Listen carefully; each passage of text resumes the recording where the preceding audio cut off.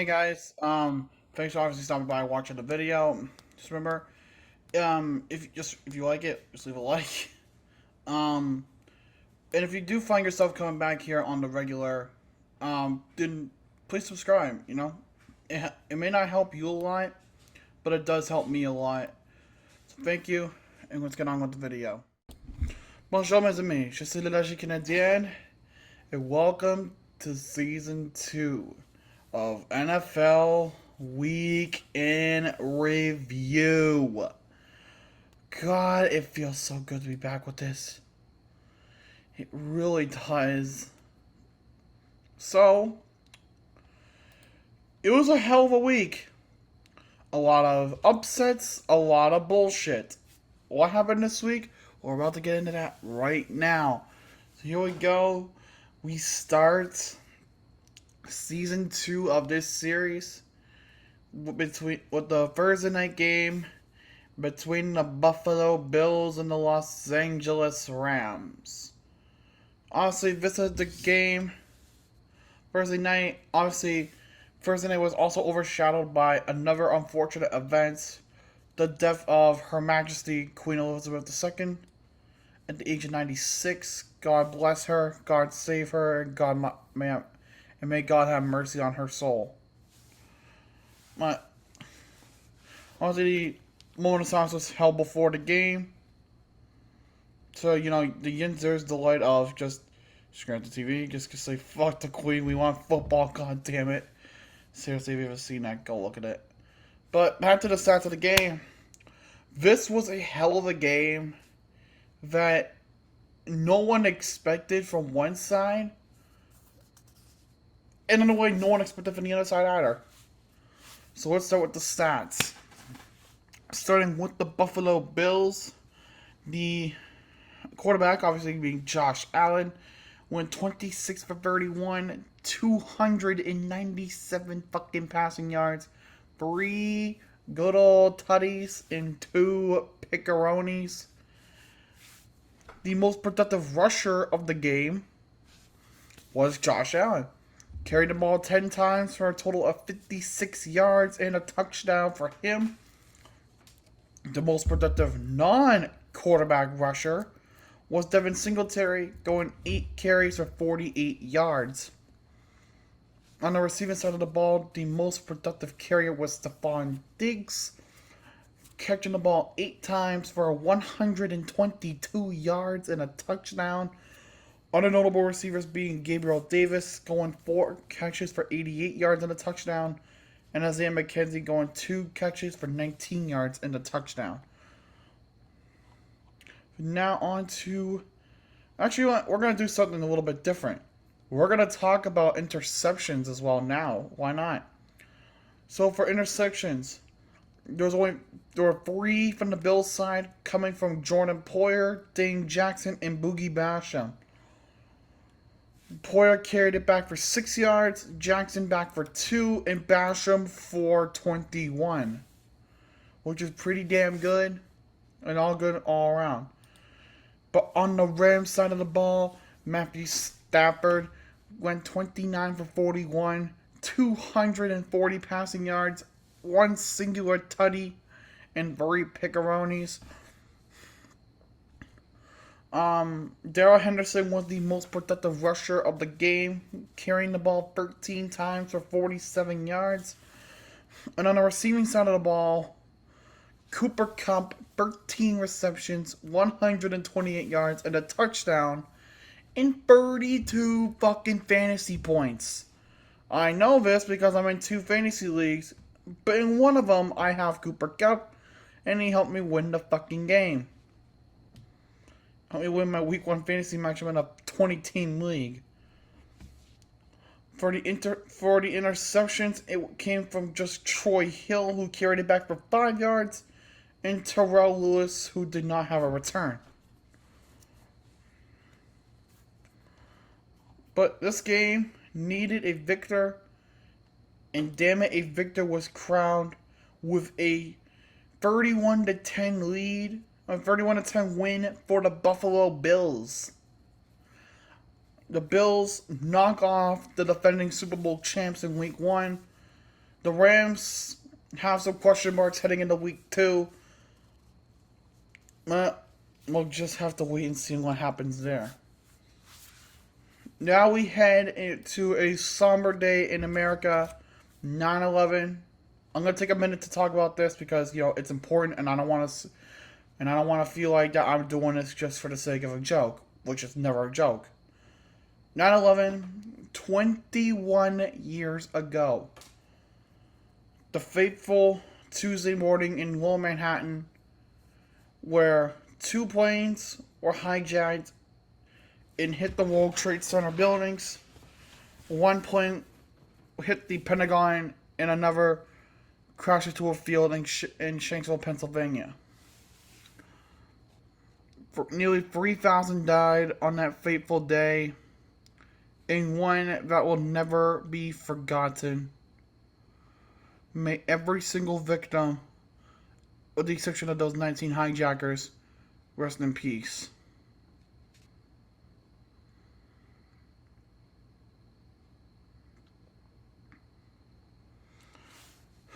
So, with the tribute out of the way, let's get ourselves into football once more. The Saints taking on the Falcons in a game that saw a whole lot of from one singular team. And wouldn't you guess it? It was a team that does it the most. Fucking class act. For the Saints, Jameis Winston went 23 for 34, 269 nice yards and 2 touchdown passes. The most productive rusher was Taysom Hill, carrying the ball 4 times for 81 yards and a touchdown. The most productive receiver was Jarvis Landry, catching the ball 7 times for 114 yards as in his first game as a New Orleans Saint, and it fucking showed.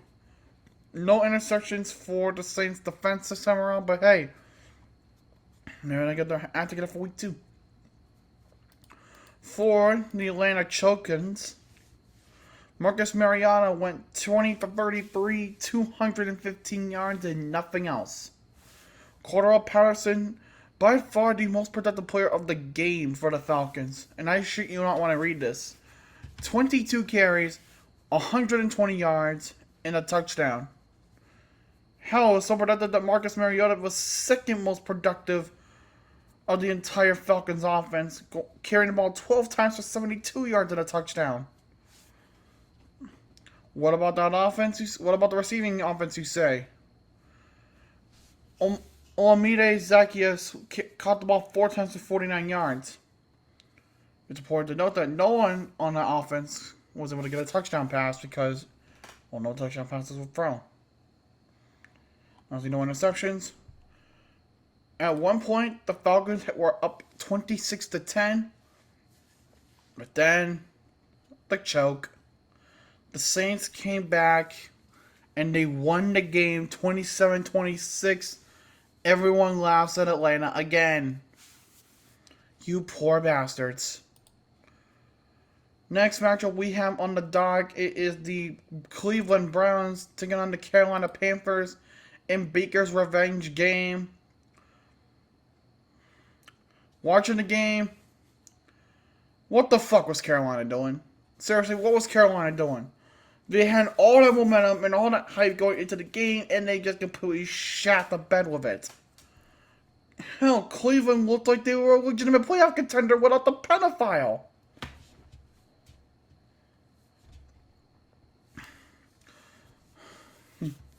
But if you see my fucking QB Huddle session vids, you'll know how I feel, and that's all I'm going to leave it at that. So starting with the Browns, Jacoby Brissett went 18 for 34 for 147 yards and a touchdown. For the most productive receiver on the day, why not honor Nicholas Chubby Chubb. Carrying the ball 22 times for 141 yards. And the ever so pissed off Kareem Hunt, who wants out of Cleveland, ran 11 times for 46 yards. And hey, he got a touchdown run. Look at that. Oh, hey, he got another touchdown? We'll talk about that in a second. The most productive receiver was Donovan Peoples-Jones of all people, catching the ball 6 times for 60 yards. Kareem Hunt was the one that caught the sole touchdown pass, catching the ball 4 times for 24 yards. So hey, look at that. And the lone interception for the Browns was caught by Grant Delpit, who went back 4 yards for the return. And picked a pick. Meanwhile, for the Panthers, Baker Mayfield went 16 for 27, 235 yards, a touchdown and an interception. Christian McCaffrey went 10 times on the ground for 34 yards and a touchdown. Baker Mayfield also ran for a touchdown, carrying the ball 5 times for 6 yards. For the receivers, Robbie Anderson caught the ball 5 times for 102 yards for a touchdown. You gotta love to see it. And all of that, like I said at the beginning of this segment, Carolina had all the momentum, but they shot the bed. The Browns come out with a win by a score of 26-24. You are again embarrassed, Carolina. You are embarrassed again, Baker. Have fun in futility. Moving on to Giants and Bears, what was supposed to be a win for the most obvious team and for the other most obvious team to shit the bed. Neither of which came to fucking fruition. Wow, who the fuck knew in 2022 shit doesn't go the right way? Hey, you put your fucking hand down. 49ers. Trey Lance went 13 for 28, 164 yards and an interception. Trey Lance was also the most productive rusher, not by much, carrying the ball 13 times for 54 yards. The other most productive rusher was none other than Deebo Samuel, running with the ball 8 times for 52 yards and a touchdown. For the receiving core, Jawan Jennings caught the ball 4 times for 62 yards, nothing more, nothing less. And the lone interception coming from Talanoa Hufanga. I hope I'm saying that right. And the return was only worth a yard. Again, a pick is a pick. For the Bears, Justin Fields went 8 for 17, 121 yards, 2 touchdowns and an interception. Not bad, pretty decent. Khalil Herbert carried the ball 9 times for 45 yards and a touchdown. The most productive receiver was not David Montgomery. It was not Byron Pringle. It was not Cole Kmet. No, it was Dante Pettis. Who? Apparently, the most productive receiver for the Bears in Week 1. Caught the ball 1 time. 51 yards. Touchdown.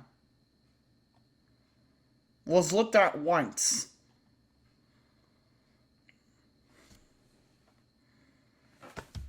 And for interceptions, Eddie Jackson got one and brought it back for 26 yards.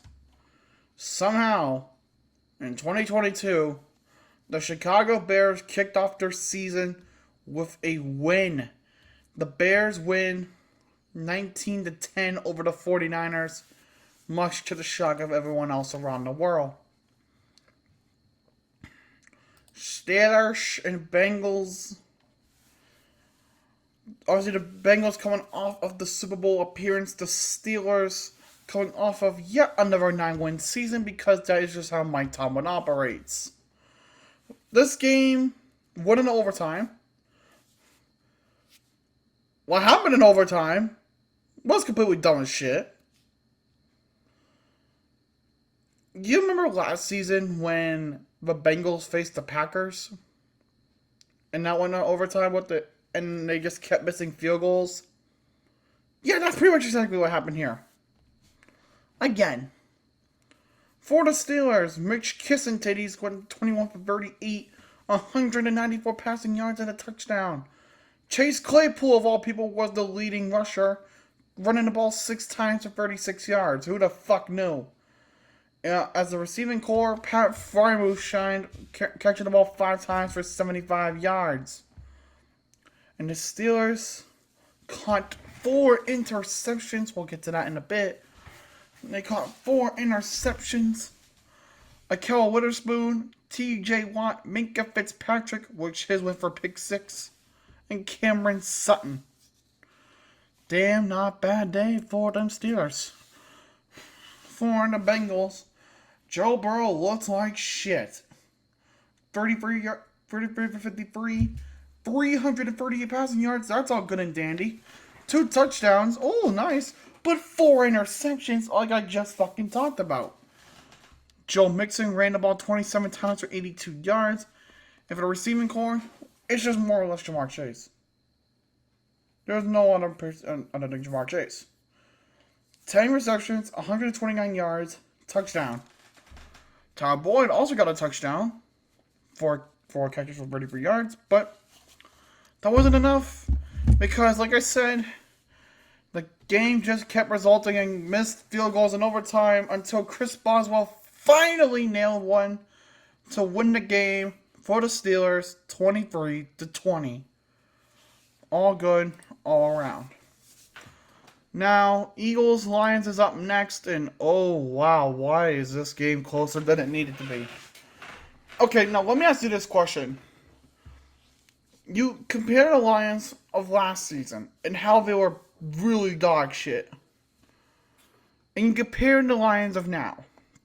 After watching them play week 1, do you see a difference? Because I damn sure do. What is that difference? That difference is improvement. Damn improvement, because they looked good. For the Eagles, apparently there are no stats. Did the NFL actress decide to shit the bed? Yeah, I really do think NFL may just like shit the bed. Alright, let me pull up the score a different way, because apparently that way wanted to shit itself, so we're gonna have to do this another way. Where are you? Where are you? There you are. Here we go. For the Eagles, Jalen Hurts went 18 for 32, 243 yards, no touchdowns, no picks. Miles Sanders, actually, okay, let me just put this out there. Every single rusher that's on this list went for a touchdown run. Every single one. Miles Sanders, the most productive one. 13 carries for 96 yards. Touchdown. Jalen Hurts, 17 carries for 90 yards. Touchdown. Kenneth Gainwell, 5 carries for 20 yards. Touchdown. Boston Scott, 4 carries for 10 yards. Touchdown. Holy shit. For the receiving, A.J. Brown went 10 receptions for 155 yards in his debut with the Eagles. And the lone interception caught by the Eagles defense, James Bradbury. What happened with that interception? Oh, just this usual thing called a pick 6. Nothing unusual. For the Lions, Jared Goff went 21 for 37, 215 yards, 2 touchdowns and an interception. DeAndre Swift carried the ball 15 times for 144 yards for a touchdown. Holy shit. And Jamal Williams, 11 carries, 28 yards, and 2 touchdown runs. Hey, look at that. That's pretty damn good. For receiving, it was pretty much just dominated by Amon-Ra St. Brown. 8 receptions for 64 yards and a touchdown. Another touchdown came from DJ Chark, who caught it 4 times for 52 yards. For interceptions, oh wait, the Lions didn't catch one. Again, it was a damn good game, but one team had to win, and it was the Eagles. 38-35 in a heartbreak. That damn well sucks. That damn well sucks, but hey, the Lions improved. And now, ladies and gentlemen, we come to this game. The bullshit game of the week. Why do I call it the bullshit game of the week? Well, for good reason, child. Because this game was complete and utter fucking shit. Okay, so let me put it like this. The Colts are a good team, but they choked in the last week against Jacksonville last year. The Texans, they weren't a good team since Deshaun Watson left. Or should I say sat out last season because of the whole allegations thing. This is a game that should not have ended the way it did. For the Colts, Matt Ryan, the new QB in town, went 32 for 50, 352 yards, a touchdown and a pick. Jonathan Taylor, the star, the elite running back, went 31 carries, holy shit, and 161 rushing yards and a touchdown. Jesus Christ, talk about utilization of your running core. For receiving, Michael Pittman Jr., probably my favorite receiver on the goddamn Colts. 9 receptions, 121 yards, and a fucking touchdown.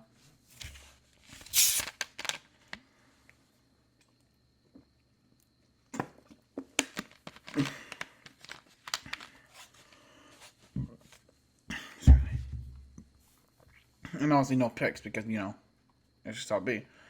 But again, talk about utilizing that running core. On the Texans, Mr. Uncut Dick Neckman, Davis Mills, is back running the season under center, going 23 for 37, 240 passing yards, and 2 touchdowns. Hey, look at that. Rex Burkhead was the most productive rusher today. 14 carries for 40 yards. I don't know why the hell I said it like that. I apologize. And for receiving, Brandon Cooks caught the ball 7 times for 82 yards. And the only interception that the Texans got was from Jerry Hughes, who returned it for 14 yards.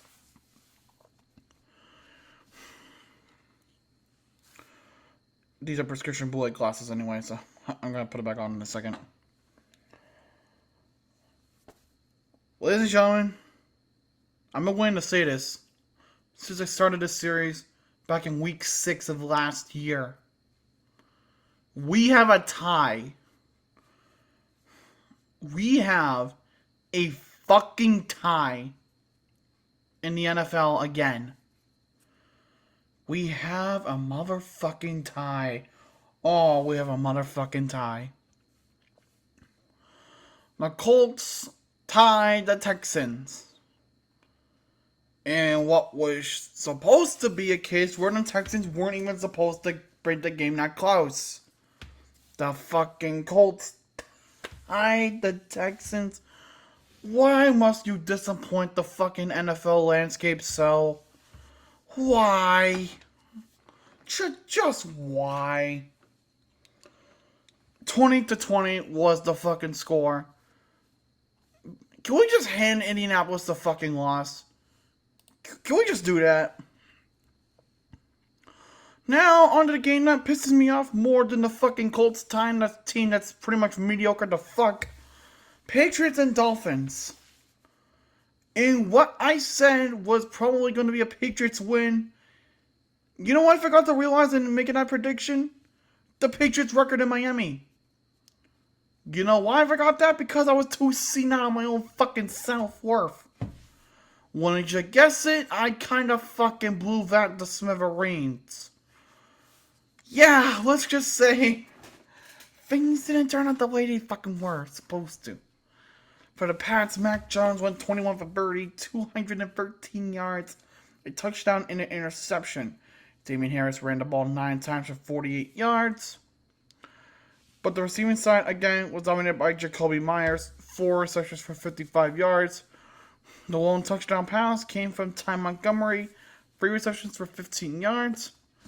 And the way that he ran into for the touchdown, basically, you ever seen that of like a stock footage of a steamroller just flattening out the terrain? That's pretty much what Ty Montgomery was doing. You think I'm kidding? Go look at the footage. I'm not even kidding you. That was exactly what the fuck happened.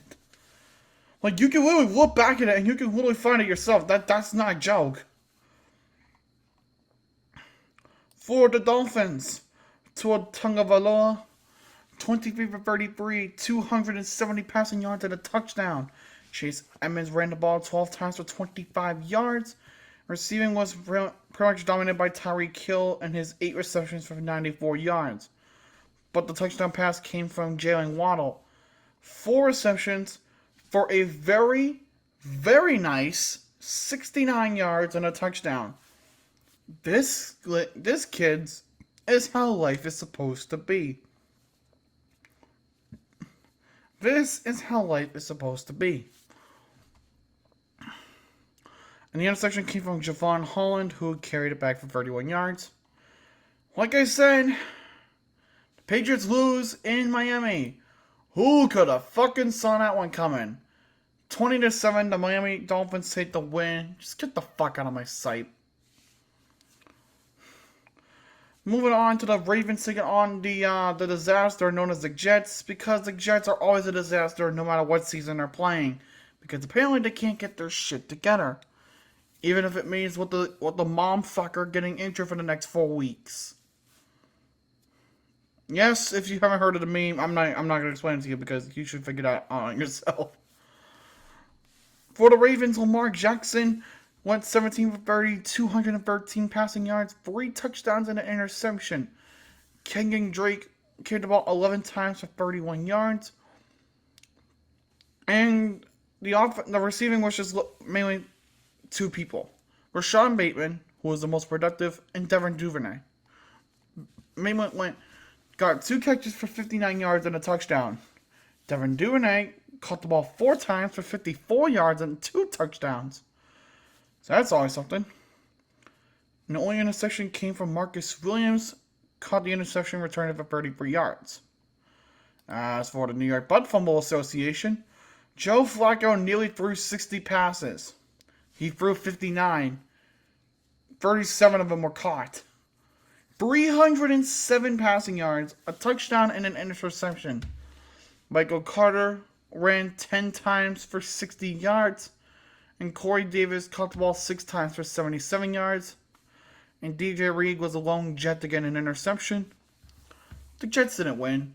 If you came here thinking the New York Jets will win a football game, yeah, then you may want to go to the next line because that's the false hope line.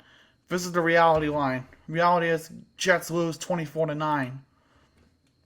Next up, we have the Jaguars taking on the Commanders in a battle of shit show franchises. One shit show franchise is a shit show because of every single fucking factor. The other one is a shit show because of their owner being a maniacal sack of shit. Take a pick of which one that would be because they can both apply.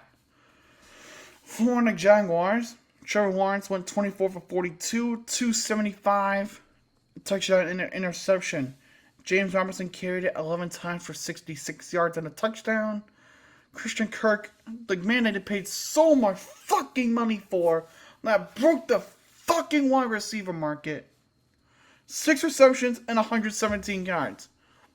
Okay, that's actually not terrible. You actually use them a lot.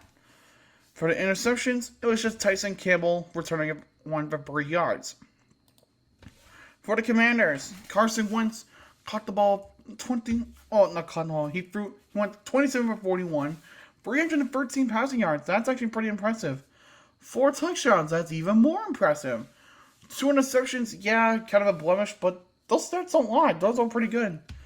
Antonio Gibson carried the ball 14 times for 58 yards. And would you look at that? Gibson also leads receiving. 7 receptions for 72 yards. The touchdown receptions coming from Terry McLaurin, 2 for 58. And Curtis Samuel, 8 for 55.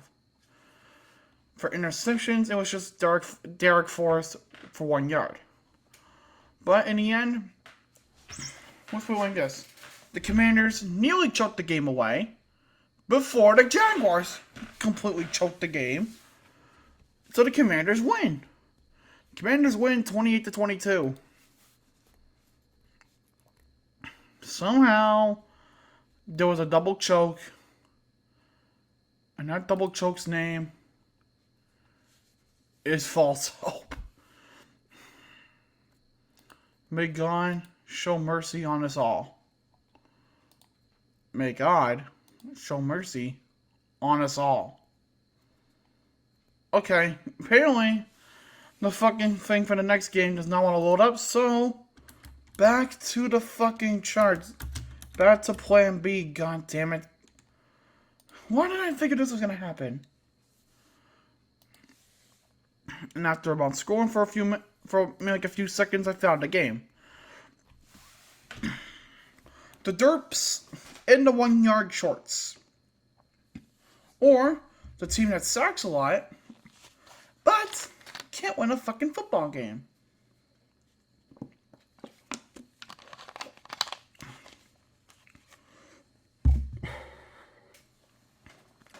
And yes, I'm talking about the divisional round. This game, where's the upset alert? Oh wait, I don't have one. God damn it.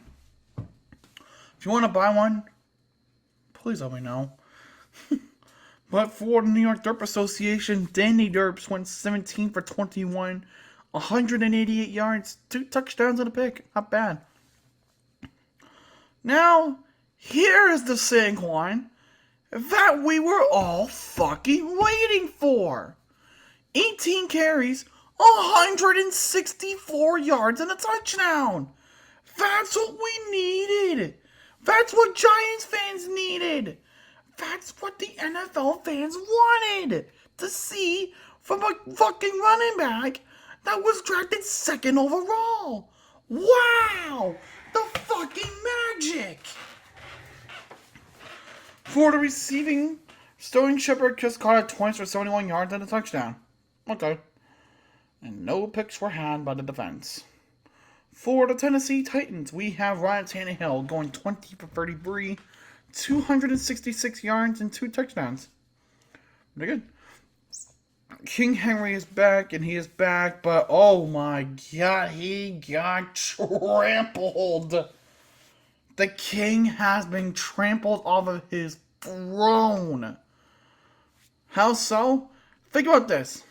He carried the ball 21 times for 82 yards. But if we go back to Saquon Barkley, who carried the ball 3 less times, but doubled the yardage. And with a touchdown, which Derrick Henry didn't have. For receiving, Kyle Phillips just caught it 6 times for 66 yards. Dontrell Hilliard caught both the touchdown receptions, catching 3 times for 61 yards. You want to know something funny? This is the time of the video where usually I make a joke about the Giants. This is about the time in the video where I trash the Giants for being trash. But I can't. You know why? Because they won. You heard me right. The New York Giants won a fucking football game. They have a winning record for the first time since 2016. Are you old yet? Moving on, Chiefs and Cardinals, and what I thought was going to be a good game kind of turned into a blowout. Nothing usual. For the Chiefs, Patrick Mahomes, what the fuck am I stepping on? For the Chiefs, Patrick Mahomes went 30 for 39, 360 passing yards. And here's the real kicker. 5 touchdown passes. Holy shit. And all I mean, holy shit.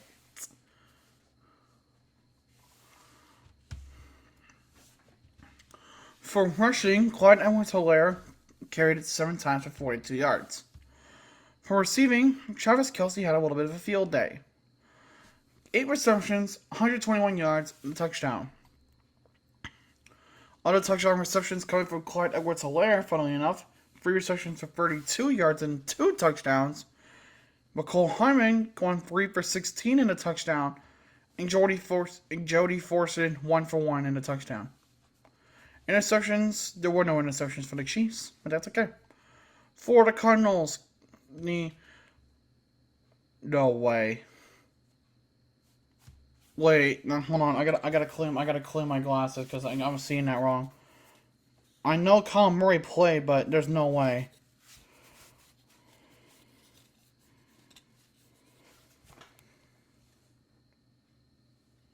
Okay, should we good? Trace McSorley the legend has played a game in the NFL for 4 snaps. Still more snaps that you and I will ever get in our lifetime. The combined effort, 24 for 38. If my math is correct, that is 205 passing yards combined and 2 touchdowns. No picks. Kyler Murray ran 5 times for 29 yards. Because, of course, he has to be the rusher. The rushing touchdown did come from James Conner, though. 10 times for 26 yards and a touchdown. For the offense, for the receiving, I should say, Greg Dortch, of all people, was the leading receiver. 7 times for 63 yards. The touchdown receptions coming from Marquise Brown, 4 receptions for 43 yards. And Zach Ertz, 2 receptions for 14 yards. With that, I think it's safe to say what the result of this game was. Chiefs just shit stomped them 44-21. They got shit stomped. Moving on to the Raiders and Chargers in the first taste of the AFC West fucking ironclad division. Because Jesus Christ, that division is stacked to fucking back. I'm not even going to say anything more. Derek Carr, 22 for 37, 295 yards, and 2 touchdowns. Josh Jacobs ran 10 times for 57 yards. Devontae Adams, with his first game with the black and silver, 10 times he caught the ball. 141 yards and a touchdown. Brandon Bolden, oh hey, I remember him. He played in the USFL. Or am I thinking of someone else? I don't know. Maybe I'm not. I don't know. So he caught the ball twice for 21 yards, and he got a touchdown. Hey, look at that. For the Chargers, Justin Herbert, 26 for 34, 279 yards, and 3 touchdowns. Austin Eckler ran 14 times for 36 yards. For receiving, it was all Keenan Allen, 4 receptions for 66 yards. With the touchdown receptions coming from DeAndre Carter and Gerald Everett. Carter running 3 times for 64 yards, and Everett 3 times for 54 yards. But wait, you may think. This thing said Justin Herbert starts with 3 touchdown passes. Where the hell's he had a touchdown pass? Well, I don't know, because it's not listed on here. And the interception came from 3 people in this game for the Chargers. Bryce Callahan, 2-yard return. Asante Samuel Jr., no return. And Droid Tranquil, 20-yard return. Not bad. And as I look on my screen, I see him play on here. And that shows an interception from the Raiders. 1 play, starting at the Las Vegas 28, with a loss of -3. 28-3. God damn it. Meanwhile, the Chargers win this game 24-19. I'm just going to move on because this video is going to be an hour. I swear to you. Packers and Vikings and... Wait, the Packers didn't look that all impressive without Devontae Adams? No, you don't say! The combined effort of Rodgers and Jordan Love, ironically enough, went 26 for 39, 205, 215, 225, 235, 245, 255. 260 yards and an interception thrown. Aaron Jones ran 5 times for 49 yards. A.J. Dillon ran 10 times for 45 yards, and he got a touchdown. For receptions, it's A.J. Dillon again, catching 5 times for 46 yards. For the Vikings, Kirk Cousins went 23 for 32, 277 passing yards, and 2 touchdowns. Dalvin Cook ran the ball 20 times for 90 yards. And Justin Jefferson decided to go the fuck off. 9 times for 184 yards and 2 touchdowns. God damn. And that is what helped the Vikings beat the Packers 23-7. Wait, the Vikings actually beat the Packers once? Convincing Darius Smith for second Aaron Rodgers. And after a long ass time, We finally make it to Sunday Night Football, and once again, I have to turn to my Plan B option for NFL scores because the fucking world hates me. But we're good. Buccaneers and Cowboys, the rematch for last year's Thursday Night Football. How did it go? Let's just say Dallas fans are very, very depressed people. For the Buccaneers, Thomas Edward Patrick Brady Jr. went 18 for 27, 212 yards, a touchdown, and an interception. The 260-pound Leonard Fournette, who decided to Photoshop himself on a picture of a person who, let's just call him a person who was trying to acquire a cupcake, ran 21 times for 127 yards. Pretty damn good. Mike Evans caught the ball 5 times for 71 yards and a touchdown. But what I think is my favorite stat from the Buccaneers this game was Julio Jones catching the ball 3 times for yet again a very nice 69 yards. You just love to see it. For them Cowboys, Prescott and Rush. Now you're thinking, wait, why Cooper Rush in there? Well, because Dak Prescott done got himself injured again. This time, this thing. Now, the combined effort went 21 for 42, 198 passing yards, and an interception. God, I had to do quick math. Zeke Elliott ran 10 times for 52 yards. Noah Brown caught the ball 5 times for 68 yards. And that, friends, is how the Tampa Bay Buccaneers beat the Dallas Cowboys by a score of 19-3. Yeah. Such as the life. I swear to God, this thing does not load. I'm gonna fucking lose my shit. But now, my friends, it's time for the last game of the week. Yeah, I'm going to my second source again. God damn it. I'm talking about Monday Night Football. Another revenge game. When I take a sip of this drink.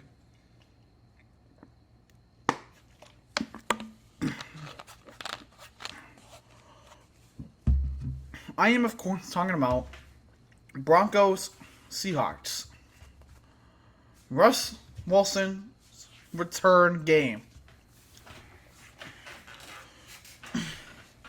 I'm going to say these words now, and then after I talk about everything, I'm going to explain why I said what I said. Fire Nathaniel Hackett, please, Broncos. Fire him, and fire him now. You'll see what I'm talking about when I finish the stats. For the Broncos, Russ Wilson went 29 for 42, 340 passing yards, and a touchdown. For rushing, it was Melvin Gordon running 12 times for 58 yards. And for receiving, it was all Jerry Jeudy. 4 times he caught the ball, 102 yards he went with the ball, and a touchdown. Hey, that's pretty goddamn good. That helped me secure the win in my 20-team fantasy league. For the Seahawks, Geno Smith went 23 for 28, 195 passing yards, and 2 touchdowns. Damn! Rashad Penny ran the ball 12 times for 60 yards. And for the receiving, Will Dissly caught the ball 3 times for 43 yards and a touchdown. Colby Parkinson caught the ball twice for 43 yards and a touchdown. Hey, that's pretty damn good. Now, why did I say fire Nathaniel Hackett? 3rd down and 16. I think it was. I don't remember the exact yards to go. Russ gets the ball out. The ball, I think it goes for a good gain. So it leads to 4th and 5. Hackett calls a timeout, which, okay, fine. With 20 seconds left. Now, what would you do if you were in a situation? Would you give the ball to Russell Wilson to, convert that 4th and 5 into a 1st down? Especially when you're in good range for, supposed to get your kicker in a better range to kick? B, would you hopefully run the ball in a strategic way to get by the Seahawks defense? Or would you go for option C, which is what Nathaniel Hackett did, and just make the kicker try for 64 fucking yard field goal and miss. If you chose C, leave immediately. And then he proceeded to delay the inevitable of the Seahawks winning the game by burning the last 2 timeouts that he had. Talk about a petty bitch. Seahawks win this game 17-16. I'm telling you again, Nathaniel Hackett is a petty little bitch. But, finally, after about what's seemingly going to be an hour, that will end the season premiere of the NFL Week in Review week for the 2022 season. So, if you guys did enjoy, if you did, leave a like.